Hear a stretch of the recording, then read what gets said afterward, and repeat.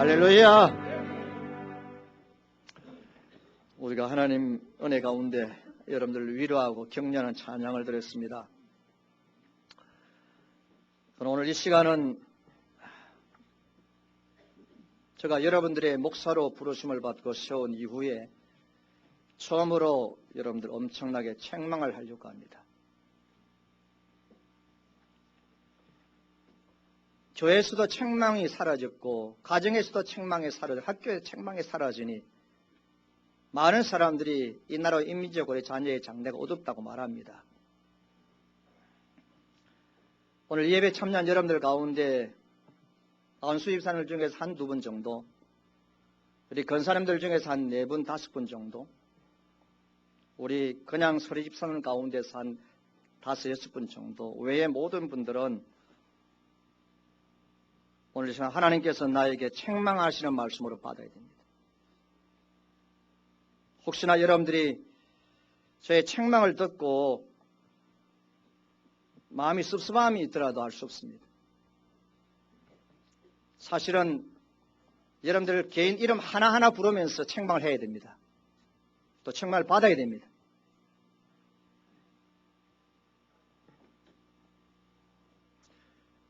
그럼 여러분 부모 맞습니까? 부모 맞습니까? 더 나아가서 믿음의 부모입니까? 부모 맞느냐 그 말이죠. 여러분들 믿음의 부모입니까? 여러분의 자녀를 낳았을 때에 교회 생활하신 분들은 하나님께서 나에게 귀한 자녀를 주셨다고 다 감사한 겁니다. 감사하지 않는 분은 한 사람도 없을 겁니다.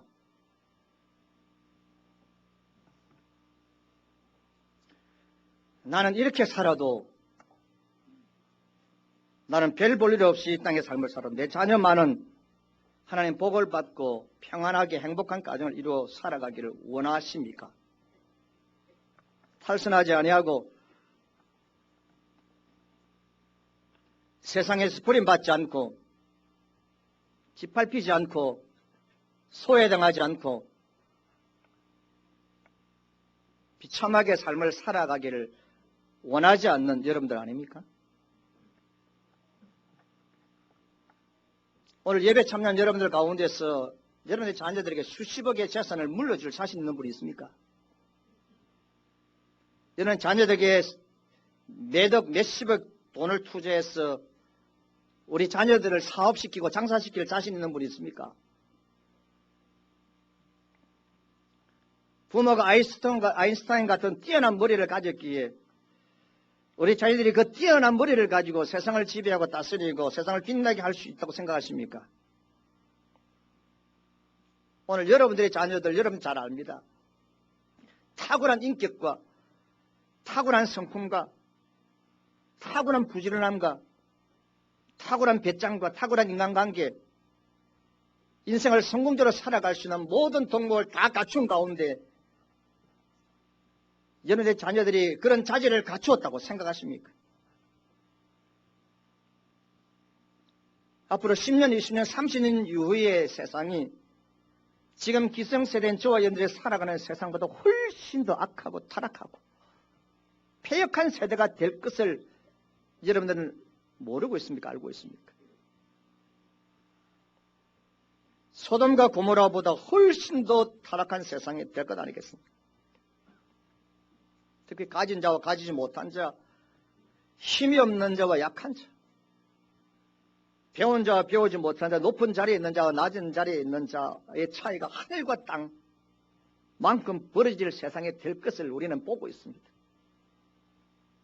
돈과 욕심과 쾌락만을 쫓다가 멸망의 구렁텅이에 버릴 사람들이 수없이 많다고 또 많아질 것을 알고 있는 우리 부모가 아닙니까? 이런 세상인데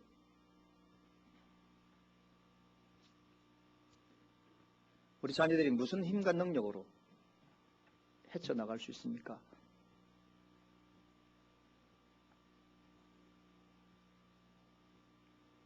부모들이 뭘 해줄 수 있습니까? 우리가 아이를 키우면 키울수록 우리 자녀를 볼 때 답답한 마음을 들 때가 많습니다. 우리 가정에서 해결되어야 될 문제가 한두 가지가 아닙니다. 답이 어디에 있습니까? 어떻게 키워야 하고 어떻게 양육해야만이 지금 우리보다 더 행복하게 삶을 살 수 있습니까? 다른 방법이 있으면 말씀해 보세요. 하나님이 도와주지 아니하고 하나님이 개입하지 하나님 은혜 베풀지 아니하면 인생을 실패로 살아갈 수밖에 없다는 걸 아시지 않습니까? 여러분들을 정말로 여러분들의 자녀가 여러분들의 자녀입니까? 그리고 여러분 하나님 믿는 믿음을 가진 신자입니까? 저는 왜 여러분들 책망하느냐 하면 다른 때는 이해가 돼요.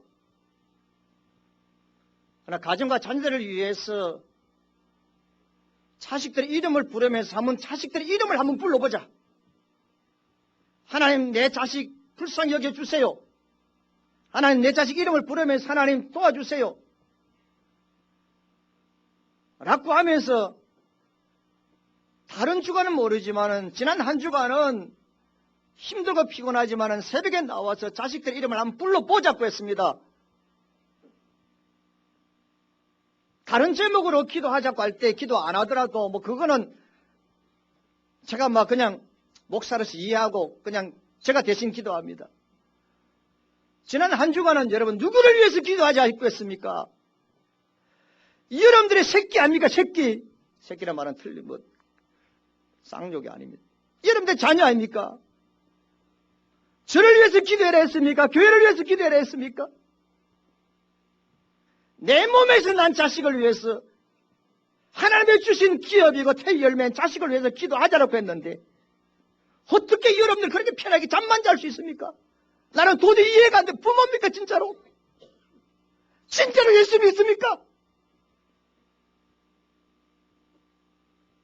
분통이 터질 것 같아요. 그래서 하나님 좀 우리 자녀들이 이 참 너무너무 살기 어려운 시대 속에서 좀 믿음의 자녀가 되어져서 부모의 이름도 하나님 이름도 교회 이름도 드러내는 자녀로 좀 살았으면 좋겠는데 이것이 우리의 부모고 저의 욕심인데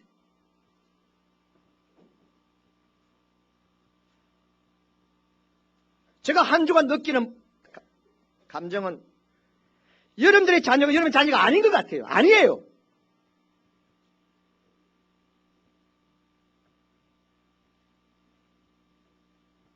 그토록 일이 좋고 그토록 돈 버는 게 좋았습니까? 그토록 한 시간 하나 잠 더 자는 것이 정말로 좋았습니까?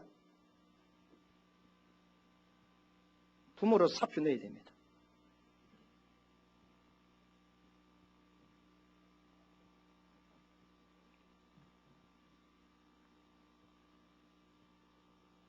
저는 여러분들만큼 자식들을 생각하고 자식들을 위해서 뭔가를 어떻게든지 자식들을 좀 뭐 해주려고 용돈도 조금 더 주려고 뭐 어떻게 이렇게 애쓰는 부모 중에 한 사람인데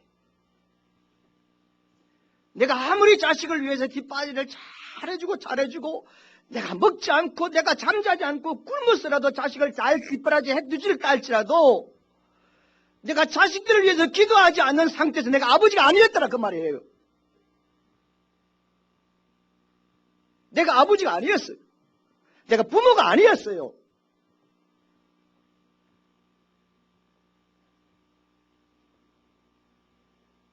여러분들이 아이들에게 좋은 옷 사주고 뭐 학원 보내주고 용돈 주고 원하는 거 다 해주는 부모 어떤 때는 화가 나가지고 자식들한테 야 이놈들아 아빠 엄마는 뼈 빠지게 일하고 잠 못 자고 일해가지고 너희들 공부시키는데 그래도 다른 아이들과 뒤치지가 싶어서 그래도 메이크 하나 사주고 용돈 주고 다른 아이들과 해서 기죽지 않도록 위해서 이렇게 고생해서 너희를 양육하고 뒷바라지 하는데 너희는 뭐냐 라고 생명해보지 않는 부모가 어디에 있습니까? 그렇다 할지라도 그 자식의 이름을 부르면서 기도하지 않은 부모는 부모가 아닙니다. 그것이 뭐가 뒷바라지입니까?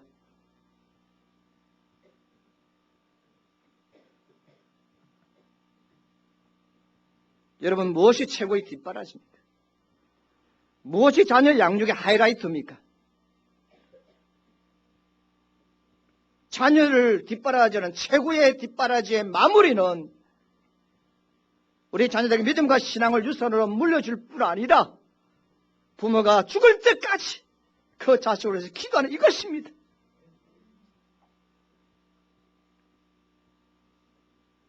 다시 묻습니다. 부모 맞습니까?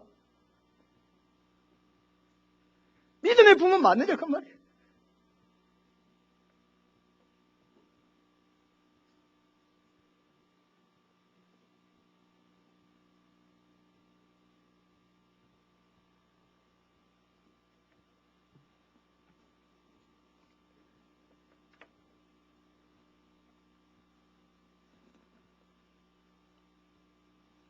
오늘 저는 여러분들에게 두 가정을 소개하는데 한 가정은 복받은 가정이고요. 한 가정은 저주받은 가정입니다. 먼저 복받은 한나의 가정을 소개하려고 합니다. 한나가 살아가던 시대는 영적으로 암흑의 시대입니다. 우상을 숨기고 사람들 다 똑똑해가지고 자기 속에는 옳은 대로 살았던 시대입니다. 믿음과 신앙을 지키고 가정에서 하나님을 모시고 살아가는 게 쉽지 않은 시대인데 한나의 가정은 그래도 그 어려운 시대 가운데서 하나님을 잘 숨기고 해마다 절기 때마다 성전에 올라가서 하나님께 제사를 드렸던 가정입니다. 그런데 이렇게 믿음 생활을 잘하고 하나님을 잘 섬기던 가정이지만 그 가정에 말할 수 없는 큰 고통과 아픔이 있었습니다. 그것은 남편 엘가나와 한나 사이에 자녀가 없었어요.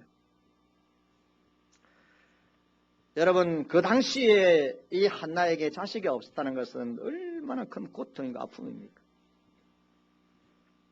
그 당시에 이제 폐습 따라서 한나에게 애가 없으니까 엘가나가 첩을 얻어서 자식을 낳습니다. 자식이 생겼습니다.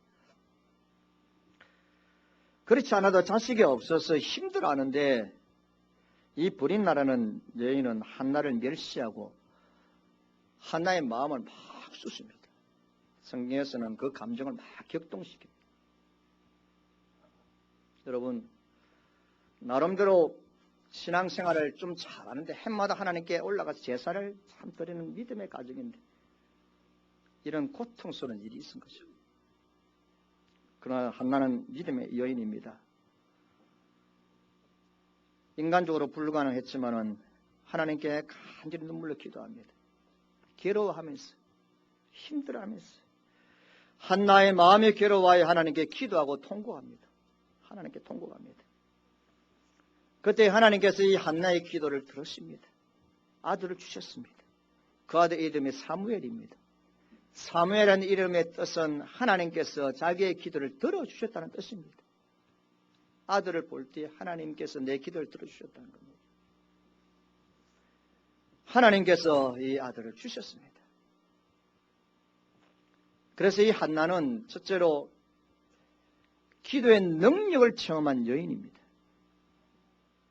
인간의 한계와 인간의 무능력을 절실하게 알고서는 이 인간의 무능력과 한계를 뛰어넘고 돌파할 수 있는 것은 기도라는 무기밖에 없는 줄 알고 하나님 아버지 앞에 엎드려 눈물로 부러지죠 기도했습니다.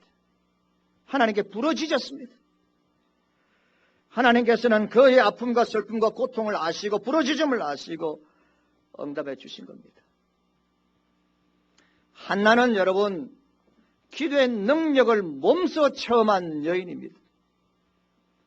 그래서 기도로서 귀한 아들을 얻었는데 두 번째로 이 한나는 기도를 통하여서 아들을 얻은 그 이후에도 계속해서 아이를 키우는 데 있어서도 기도의 여인이었습니다. 아이를 양육하는 데에서 하나님이 원하시는 방향으로 쓰임받는 이 일을 위해서 끊임없이 하나님께 기도했던 여인입니다. 하나님의 사무엘을 주셨습니다. 하나님께 드리기로 약속했습니다. 젖을되고 난 다음에 이 사무엘을 하나님의 성전에 제사장에게 이제 바칩니다. 여러분, 이제 젖을된 아이를, 하나님이 기도해서 얻은 아이를 하나님께 드려가지고 헤어진다는 건 얼마나 큰 고통입니다. 그렇다고 해서 매일 만날 수 있는 것도 아니고 1년에 한두 번씩 제사를 드릴 때 성전에 올라가서 그래서 옷을 준비해 가가지고 그 자기 아들을 만납니다. 그러나 하나님께 드리기로 약속했기 때문에 믿음으로 아이를 보내고 계속해서 이 한나가 아이가 자라나는 과정 가운데서 기도합니다. 사무엘이 무럭무럭 자라나서 사무엘상 2장 26절에 보니까 아이 사무엘이 점점 자라매 여호와와 사람들로부터 은총을 더 받더라. 어머님의 기도로 나았습니다. 어머님의 기도로 양육되어져서 하나님과 사람들 앞에서 더욱더 은총을 받는 아들이 되어졌는데, 이런 사무엘은 세 가지 직분을 한목에 받은 사람입니다. 사사입니다. 그리고 사무엘은 제사장입니다. 사무엘은 선지자입니다. 특별히 사무엘이 사사였는데, 왕이 없던 시대에 사사는 쉽게 이야기하면 대통령입니다. 한 나라를, 한 부족을 책임지는 그런 왕이며 대통령인 겁니다. 이제 이 사무엘이 사사가 되고 난 다음에 이스라엘 모든 족속들을, 부족들을 다 불러 모아가는 말이 뭐냐면, 우리가 전심으로 여호와 하나님을 찾자. 우리가 하나님께 정말로 돌아오려고 하면 이방의 모든 신들을 다 포기하고 너의 마음을 하나님께 바쳐야 된다. 그렇게 해서 많은 사람들을 다 미스바에 모으게 하고 회개하고 기도하게 만듭니다. 기도하게 만듭니다. 그 당시 이스라엘은 강대국들 사이에 끼어 있기 때문에 강대국과 싸워 이기려고 할 때면 국력이 있어야 됩니다. 경제력이 있어야 됩니다. 그러므로 그 나라 백성들이 편에서 볼 때는 이 사무엘이 여러분 국방 대통령이 되어야 되고 경제 대통령이 되어야 합니다. 근데 사무엘은 경제 대통령, 국방 대통령을 원하지 아니하고 사무엘은 기도의 대통령으로서 역할을 합니다. 그래서 백성들을 비스바에 다 모아서 하나님께 기도하게 만듭니다. 이때 블레셋 사람들이 볼 때 저 친구들이 미쳤다는 거죠. 아니 지금 전쟁을 준비해야 되는데 우리가 쳐들어가려는 거 이미 알고 있음에도 불구하고 저들이 모여서 하나님께 예배하고 기도하는 겁니다. 블레셋 군사들이, 블레셋 백성들이 이것이 자기에게 주어진 절호의 기회인 줄 알고 이스라엘 백성들을 침공해 갑니다. 그때 하나님께서 블레셋을 완전히 섬멸시켜 주십니다. 지긋지긋하게 이스라엘을 괴롭혔던 블레셋 사람들을 하나님께서 다 막아주시고 섬멸시켜, 하나님이 막아주셨어요. 하나님이 친히 전쟁하셨습니다. 그를 다 멸절시켰습니다. 그러고 난 다음에 성경 읽어보면 그 이후로 이스라엘 백성들 유례없는 태평 성대가 이루어집니다. 이 땅에 그 땅이 이제 그 이후로 전쟁이 없어지고 그 땅에 평화가 찾아왔더라고 말씀하고 있습니다. 백성들은 먹을 것을 해결해 주고 전쟁에서 이길 수 있는 사사가 되기를 원했는데 사무엘은 기도의 사람, 기도의 대통령, 기도의 사사가 되어져서는 그 블레셋 사람들을 물리친 겁니다. 사랑하는 성도 여러분, 제가 왜 오늘 이 말씀을 전합니까? 성령 하나님께서 우리에게, 저와 여러분들에게 말씀하시는 것이 무엇이냐 그 말입니다. 한나가 기도의 능력을 경험했습니다. 기도가 하나님의 능력을 가져오는 무기인 줄 알고서는 기도에서 하나님의 살아계심을 체험했는데 그래서 아들을 낳았습니다. 그 아들을 기도로 양육했습니다. 기도로 키웠습니다. 기도로서 하나님께서 은혜를 베풀기 위해서 애썼습니다. 그런데 그 아들이 기도의 사람이 되었고 기도의 사람이 되어가 민족을 살리게 되어진 겁니다.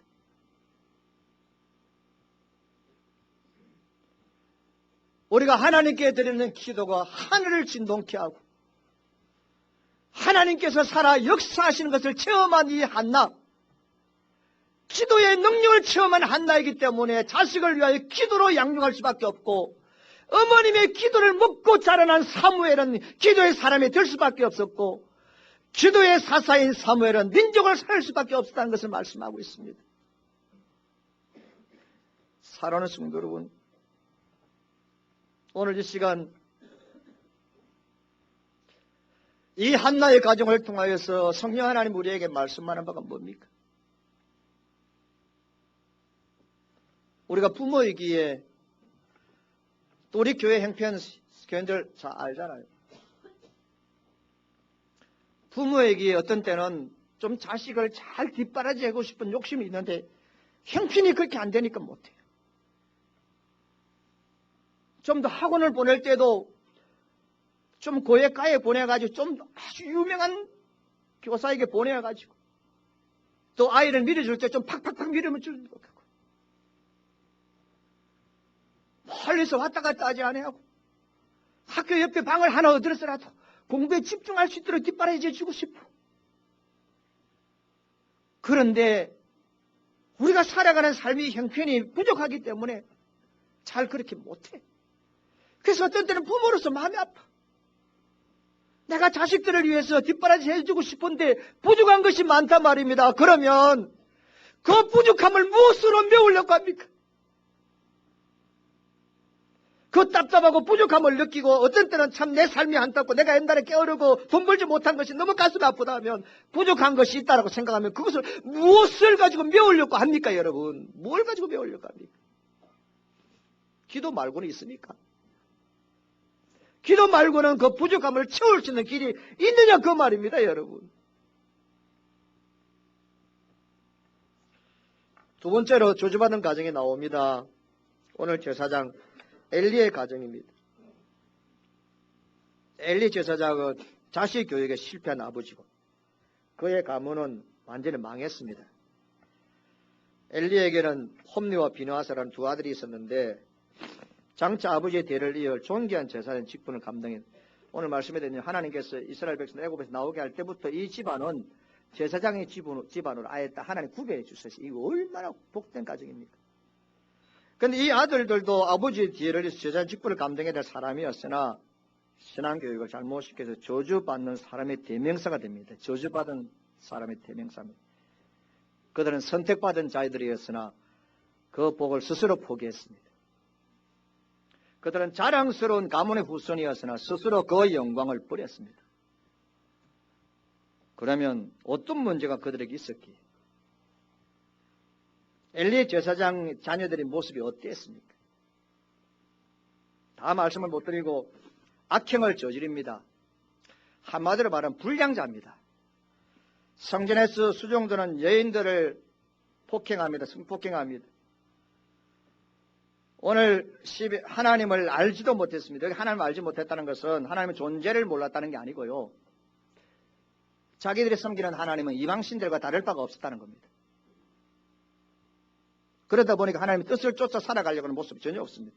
하나님을 두려워하지 않습니다. 하나님을 무시한 데 있습니다. 그리고 예배를 무시합니다. 무서운 말씀이 17절에 있는 건 여호와의 제사를 멸시했습니다. 하나님께 바쳐야 될 예물, 물론 제사장이 그 예물 중에 어느 부분은 가져갑니다. 그러나 그런 제도를 이용해가지고는 그만 바쳐야 될 예물을 짓밟고 지금 자기 마음대로 하고 성경에서는 도둑질까지 합니다. 가로챕니다. 그래서 하나님께 예배 드리는 자, 예배 드리는 이 특별한 사명이 있는 이들이 예배를 무시하고 제사를 멸시했습니다. 그래서 나중에 말씀 나옵니다마는 결과적으로 이것 하나님을 존중 여기지 않았습니다. 하나님 멸시했습니다. 예배를 멸시하니까 하나님 멸시했고 하나님은 나를 멸시하는 너를 경멸하리라 했습니다. 경멸. 저는 이렇게 생각합니다. 우리 부모들이 예배를 무시하고 예배를 소중하게 생각하지 않는 모습을 자녀에게 보이면 안 됩니다. 절대로. 예배를 무시하고 예배를 소중하게 생각하지 않는 모습 보이면 안 됩니다. 이것은 여호와 하나님을 멸시하는 겁니다.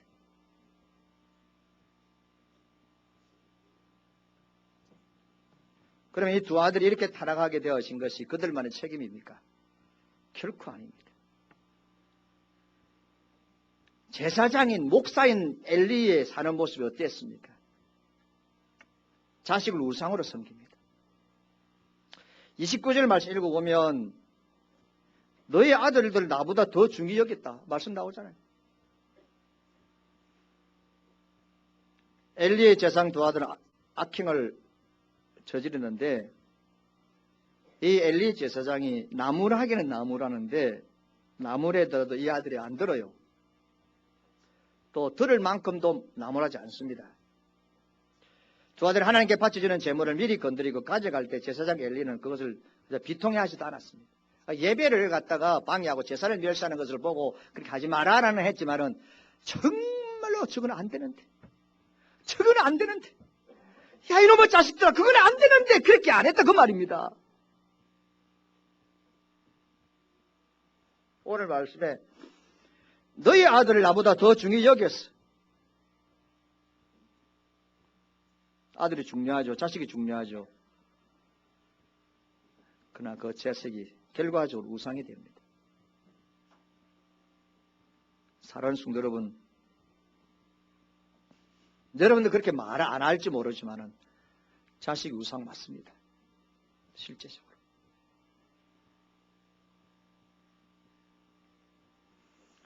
그럼 간섭이라는 미명 아래 죄를 막아서지 못하는데 사무엘상 3장 13절 말씀해 보면 내가 그의 집을 영원토록 심판하겠다고 그에게 말한 것은 그가 아는 죄악 때문이니 이는 그가 자기 아들들이 저주를 자청하되 금하지 아니하였습니다. 자식들이 하나님의 벌과 저주를 자청하는 그런 불량자의 삶을 살고 있습니다. 그걸 보고 이 엘리 제사장이 철저하게 금하지 아니했다는 겁니다. 금하지 않았습니다. 다른 말로 하면 말씀에 있는 것처럼 이 아들이 불량자로 삶을 살아가고 예배를 방해하고 재물을 강탈해가고 하는 이것을 보고 이 아들이 이 아버지가 막아서지 않았단 말이에요. 막아서지 않았습니다. 너 그렇게 하면 안 돼. 너가 어떻게 하나님께 바친 재물을 그렇게 마음대로 할 수 있어? 너가 어떻게 그렇게 악행을 저지를 수 있어? 막아서가지고는 부모가 너가 만약에 이 일에서 돌이키지 않고 회개하지 아니하면 너와 나의 관계를 끊자. 라고까지 말 안 했습니다. 막아서야 하는데 막아서지 못한 겁니다. 하나님 말씀과 교훈으로 정말로 따끔하게 평생 잊어버리지 않도록 막아서야 했습니다.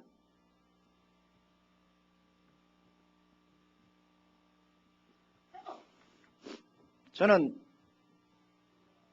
두 가지입니다. 하나는 신앙적인 부분에 있어서 여러분들 알다시피 자식을 위해 자녀를 위해서 너무 살아고 너무 애쓰려고 하는 부모 맞습니다. 아빠 맞습니다. 그러나 신앙의 문제에 있어서는 제가 초도 양보가 없습니다. 또 한 가지는 이 애들이 엄마한테 달라드는 거예요. 요즘 애들 엄마한테 얼마나 그렇게 합니까?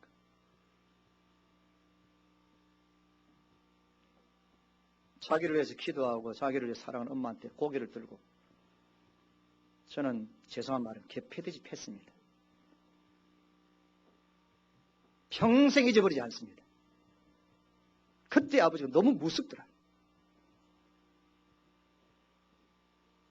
막아서지 아니하니까 오늘 이 엘리의 두 자녀가 그렇게 불경제를 범하고 이들이 나중에 즉삼 죽습니다. 이 두 아들이 문제아이가 되어졌기 때문에 그의 가문이 무너진 것이 아니고요. 막았어야 될 아버지가 막아서지 못해서 그렇습니다. 아시겠습니까? 교회 안 갔어 오늘? 그래 어제 밤 늦게까지 공부하다 보니까 피곤해서 안 갔구나. 어이 참 여러분 그렇게 생각하시죠. 그 몸이 조금 안 좋아? 감기 있어? 그래 오늘 좀 쉬어. 웃기지 마세요 여러분들. 내 아들이 잘못된 길로 가고 있음을 알고도 내 자녀가 그렇지 못함을 알고도 막아서지 못하는 부모가 되면요. 그 막아서지 못하는 것 때문에 힘들어집니다.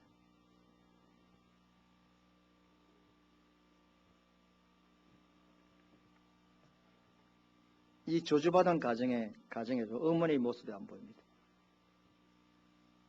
아버지는 의의 상징이고 어머니는 사랑의 상징인데 험리와 비나스의 삶 속에 보면 어머니가 보이지 않아요. 어머니가 안 보입니다. 사랑하는 성도 여러분, 자녀를 신앙으로 키우는데 무심하고 막아서지 못한 엘리에까지 하나님의 심판이 내립니다. 언약의 피가 되고 이가봇 즉 하나님의 영광이 떠나고 가문에 멸절되는 저주가 옵니다. 그 아들 홈리와 비나스는 전쟁에 나가 죽고 법궤는 적들에게 빼앗기고 이 소식을 들은 엘리 아버지는 의자에서 충격받아 떨어져서 목이 부러져 죽습니다. 그의 며느리는 아이를 낳다가 아이와 함께 죽습니다. 이것이 이가봇이라고 외치며 죽습니다. 그의 말 하나님의 영광이 떠났다는 겁니다. 얼마나 불행한 일입니까? 결과적으로 여러분, 복된 가정과 저주받은 가정의 차이가 어디에 있습니까? 그것은 오늘 30절 말씀에 있는 것처럼 나를 존중히 여기는 자 하나님은 존중히 여깁니다. 나를 멸시하는 자는 내가 너를 경멸하리라고 한 결과입니다. 우리 부모들이 주님을 존중히 여기고 우리 자녀들이 주님을 존중히 여기면 하나님께서도 우리를 존중히 여긴 줄 믿습니다. 하나님이 우리를 존중히 여기고 하나님이 우리 자녀를 존중히 여기면 우리 부모들이 다 뒷바라지 못해서 부족한 부분들을 하나님이 그때마다 채워주신다 그 말입니다. 그런데 여러분들이 한 주간 뭐 했습니까? 한 주간 어떻게 지냈습니까?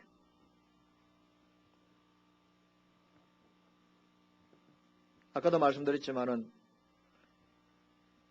자식들을 위해서 아무리 그 어떤 것들로 뒷바라지 해줬다 할지라도 여러분들이 조용히 자식들의 이름을 부르면서 기도하지 못했다면 좋은 아빠 아닌 엄마입니다.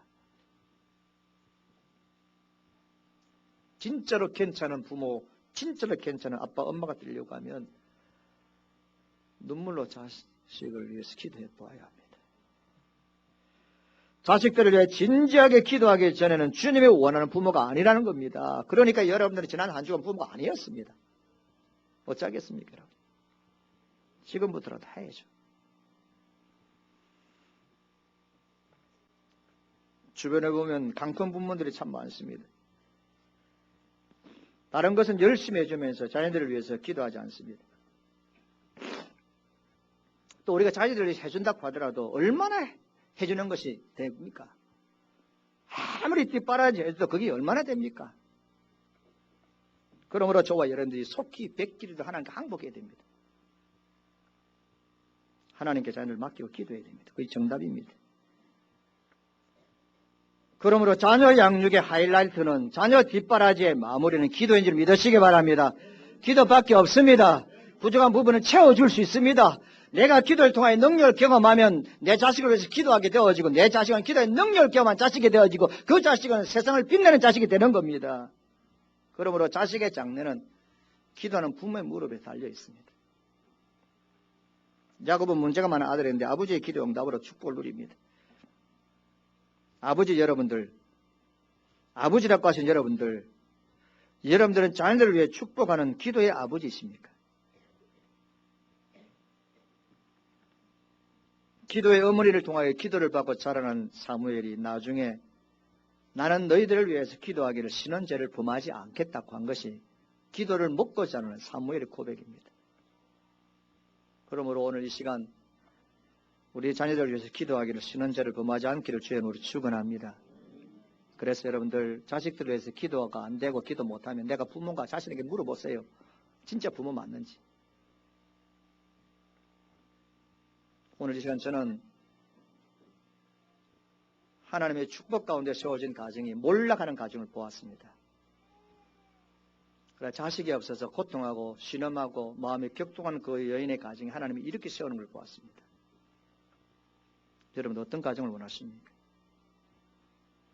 하나님이 이렇게 세우시는 가정, 하나님이 이렇게 세워서 사용하시는 우리 자녀들이 되기를 원하신다면 오늘 예배 참여한 저와 여러분들이 무엇을 해야 될지 스스로 답하시기 바랍니다. 스스로 답하시기 바랍니다. 그래서 내일부터 새벽에 나와서 기도하든지 저녁에 나와서 기도하든지 낮에 기도하든지 집에서 기도하든지 자식들 이름을 부르면서 기도하시기 바랍니다. 이것이 자녀 양육의 하이라이트입니다. 우리가 자녀들을 위해서 뒷바라지를 준 최고의 무기가 기도입니다. 화면 띄워주시고요. 가장 갑부 중에 갑부였던 록펠러 어머니가 자녀를 가르치던 양육의 10가지 교훈, 교회 홈페이지도 띄워놨습니다. 이번 주간에 제가 계속 띄웁니다. 또 다음 주를 또 띄울 겁니다. 첫째는 하나님을 친아버지 이상으로 섬기라. 친아버지가 너의 인생의 길에 도움이 될 수 있는 부분은 지극히 적다. 산날 동안 너의 인생의 모든 도움은 천지를 지으신 하나님께로 온다는 것을 잊지 말라. 두 번째, 영적인 지도자인 하나님의 종을 하나님 다음으로 섬겨라. 영적인 지도자인 하나님의 종과 좋은 관계 속에서 하나님의 말씀을 듣고 따르는 것이 축복의 길이다. 주일 예배는 가능한 본교에서 드리라. 오른쪽 주머니나 항상 11조 주머니로 사용해라. 11조 하나님 것이므로 먼저 구별하고 뗀 후에 그 나머지로 내가 하고 싶은 일을 해라. 그 다음에 이야기입니다. 말입니다. 너무 감동. 너가 하나님의 것을 구별하면 하나님 너를 구별하여 축복하신다. 다섯 번째, 그 누구도 너에게 적이 되게 하지 말라. 여섯 번째, 하루를 시작한 아침에 먼저 하나님의 말씀을 읽어라. 일곱 번째, 무슨 일을 하든지 언제 어디서나 기도로 하나님의 도움을 구하라. 잠자리에 들기 전 하루를 뒤돌아보고 죄 지은 것이 생각나거든 회개하라. 남을 도울 수 있으면 힘껏 도우라. 그리고 도와준 일에 대해 절대로 나팔을 불지 마라. 열 번째, 예배 시간에 항상 앞에 앉으라. 예배의 성공, 이것이 바로 인생의 성공을 잊지 말라라는 겁니다. 성도 여러분, 여러분들 부모이면, 그리고 믿음의 부모면 저와 여러분들 할 수 있는 것은, 우리 자녀들의 부족함을 메울 수 있는 것은, 부모가 가지고 있는 데서 뒷바라지는 데서 부족함을 메울 수 있는 것은 기도밖에 없습니다. 계속해서 어디에 있든지 무엇을 하든지 자녀들을 위해서 눈물로 기도하시길 바랍니다. 기도하겠습니다.